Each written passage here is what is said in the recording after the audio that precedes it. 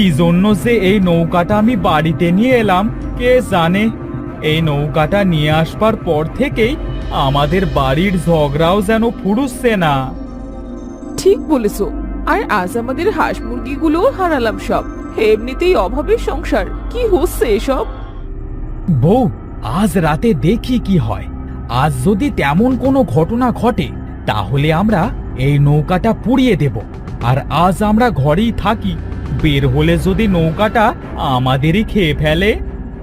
হ্যাঁ, আমি তো ওই নৌকাটার সামনেই আর যাব না।